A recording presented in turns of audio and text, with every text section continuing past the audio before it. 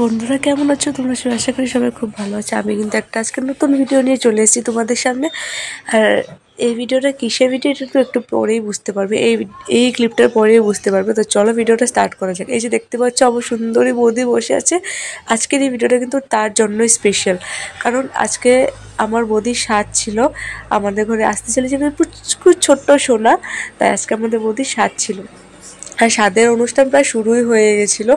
আর আমাদের মধ্যে নিয়ম আছে যে স্বাদের মধ্যে নাকি মেয়েরা থাকতে পারে না, তাই আমি আমার দিদির ছেলেকে বলেছিলাম ভিডিওটা করতে। তো অলরেডি স্বাদের অনুষ্ঠান শুরু হয়ে গেছিলো, কারণ টাইম খুব শর্ট ছিল। তাই আমিও সেদিন আমার কাজের জন্য ছুটি নিয়ে নিয়েছিলাম, কারণ নিজের বৌদির স্বাদ আর আমি না থাকলে কি হবে, ভিডিওটা কে করবে বলো? তাই। আর দেখো আমরা বৌদির থালটা খুব সুন্দর করে সাজিয়ে দিয়েছিলাম। সব কিছু আমরাই করেছি, কিন্তু পরে আমরাই দেখতে পারলাম না এই ভিডিওতে। পরে আমি দেখেছি পুরো ভিডিওটা, পুরো স্বাদের অনুষ্ঠানটা।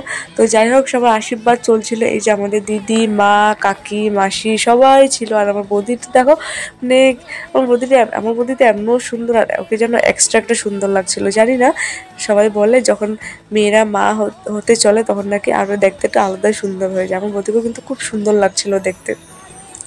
আর বৌদিও মানে মেয়েদের সব কিছুতে একটা গিফট পাওয়ার একটা রিচুয়ালস থাকেই, মানে যেটাই হবে একটা গিফট পাবেই পাবে। আমার বৌদিও কিন্তু অনেকগুলো গিফট পেয়েছিল। শাড়ি পেয়েছিল, কুর্তি সেট পেয়েছিল, নাইটি পেয়েছিল। আর আমার বৌদির খাওয়ার মধ্যে অনেক কিছু ছিল, কিন্তু আমার বৌদি তো ছোটো মোটো, তাই কিছু খেতে পারবে না। যাই হোক, দেখা যাক। তোমরা পুরো ভিডিওটাকে দেখে নাও যে আমাদের মধ্যে কী কী রিচুয়ালস আছে। আমরা হলাম সিলেট ডিস্ট্রিক্টের, তাই আমাদের রিচুয়ালসটা একটু বেশি থাকে। তোমাদের কার কার এরকম রিচুয়ালস আছে সেটা কিন্তু অবশ্যই আমাকে কমেন্ট বক্সে জানাবে।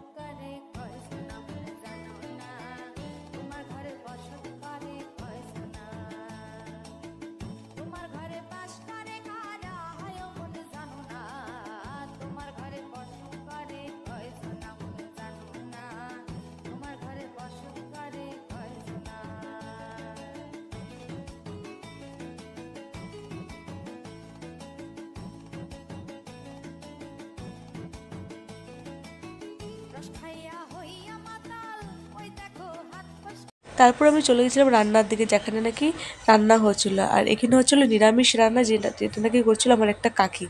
তো নিরামিষ রান্নাতে কী কী হচ্ছিলো আমি ঠিক জানি না। তারপর আমি দেখলাম যে এখানে অনেক কিছু কাঠ আছে, সেটা ছিল আমিষের রান্না। আমিষের রান্নাতে হয়েছিল ডাল, মাছ, যা যা হয়।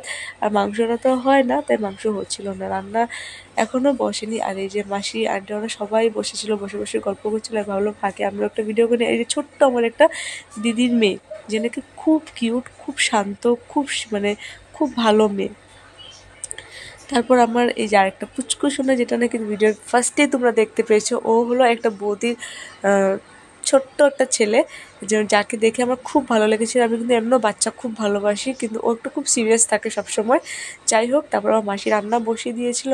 আর রান্নার মধ্যে তোমরা দেখতেই পাচ্ছ কী কী রান্না হচ্ছে।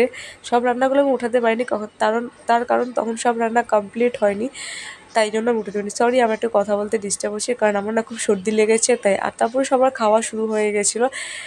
আমার দাদা দেখো, এই যে আমার দাদা, ওরই কিন্তু বউ ছিল, যার আজকে স্বাদ ছিল। আমার দাদা দেখো এত স্যাড হয়ে দাঁড়িয়েছে। আর আমি তো বলেই লাভ নেই, খিদায় পেটে চুচু করছিল, কিন্তু খেতে বসতে পারছিল না, কারণ সবাই নিমন্ত্রিত যারা যারা ছিল সবাই খাচ্ছিল। তারপর ফাইনালি আমার টার্ন চলে আসলো, আমিও খেতে বসে পড়লাম। এই যে আমার সুন্দরী বদিটা আমার খাওয়া দিচ্ছিলো। আমার পাতে দেখো তেমনই কিছু পড়েনি, কারণ আমি ডাল কিছুই খাই না, তাই নিরামিষ সবজি, স্যালাড, পনির আর এইসবই পড়েছিল। তারপর তো সন্ধ্যা হয়ে গেছে, আমরা বসে বসেছিলাম গল্প করতে। আর এই যে আমি তোমাদেরকে আরেকটা পুচকু সোনাকে দেখাবো। এই যে আমাদের মাইকেল, যে নাকি খুব ভালো, খুব শান্তশিষ্ট। আমি কিন্তু এমনিতে কুত্তা খুব বেশিটা ভালো পাই না, কিন্তু ওকে আমার খুব ভালো লাগে। তো চলো, ভিডিওটা আমি এখানেই শেষ করে দিচ্ছি। ভিডিওটা তোমাদের কেমন লেগেছে অবশ্যই আমাকে কমেন্ট বক্সে জানাবে। আর ভালো লাগলে চ্যানেলটাকে সাবস্ক্রাইব করে দেবে, আমাকে সাপোর্ট করবে। Tata, bye bye. তোমরা সবাই খুব ভালো থেকো। Bye bye.